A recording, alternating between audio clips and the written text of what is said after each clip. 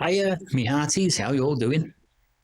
I'm on holiday as from today. I don't go back till the bank holiday on the Tuesday. My mum texted me the other day. Now, my mum still sends me little messages and puts little crosses at the end of the messages, because I'm her middle son. And obviously, she still cares about me. So she said, "Man, can you dig out the slides from 1965?" Because my dad had a Super 8 and a cine camera back in 1965, and he took some precious memories of that year when I was about 2.5, and my brother was 4, and my sister was 18 months. So we was all so young on board the ship, but my dad took these precious memories, and I've since converted that to an MP4 video, and I've got it somewhere, not on this computer, got it on the other one. But my mum wants me to take the slides round, and so I did. That was the other day. And when I took the slides round, my brother was there. Now, my brother used to be an elder. He's not an elder now. He gave it up. He says he was sick of listening to people's problems.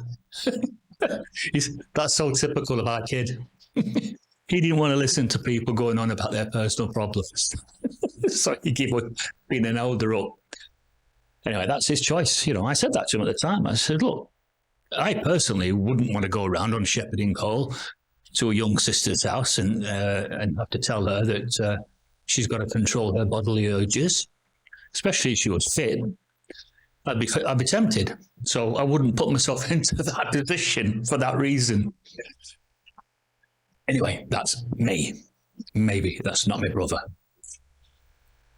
He's also got a short fuse if he's pushed. When you've been, before you're a Jehovah's Witness, and when you've been a boxer and when you've been a street fighter in your young years, you still carry all that with you, but you just sort of try and put on that new personality until someone pushes the right buttons, and then that new personality goes, totally vanishes.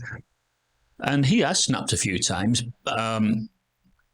When he was working for a dairy produce company. I don't want to name this dairy produce company, but it is quite popular in the northwest of England.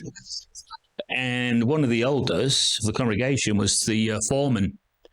And the elder made the mistake of trying to embarrass my brother, Colin, in front of a group of women. So my brother only knows one way to react with that kind of thing. And so he punched the elder to the ground, knocked him spark out. He didn't get disfellowshipped, although the elder was quite embarrassed that he couldn't even put up a fight.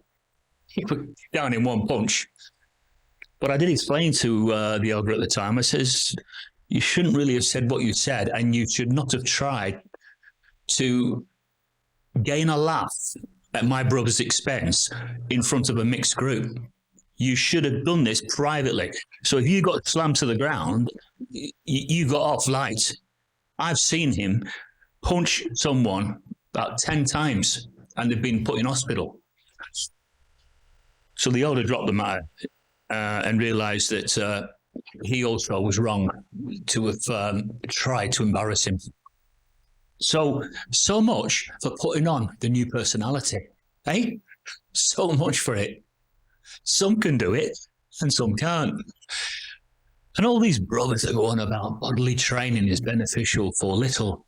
Yes, they're all the skinny ass brothers are bound to say that, aren't they? All those feeble ones that don't have any sort of physical stature. It's easy to get up there with the Bible and say bodily training is a load of rubbish.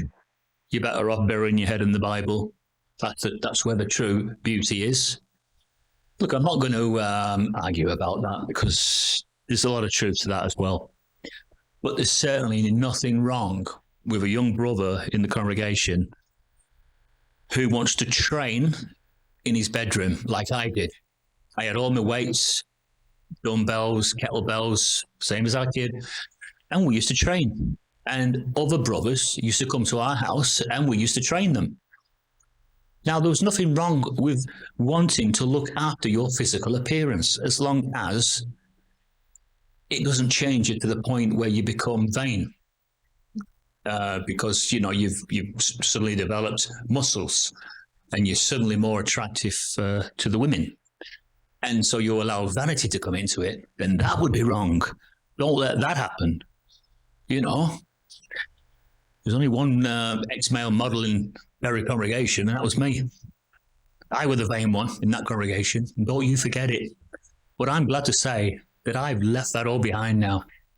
A long time ago, 20 years ago. Even though 20 years ago I was still pretty good looking. Not now. I need a shave. I'm about 14 stone.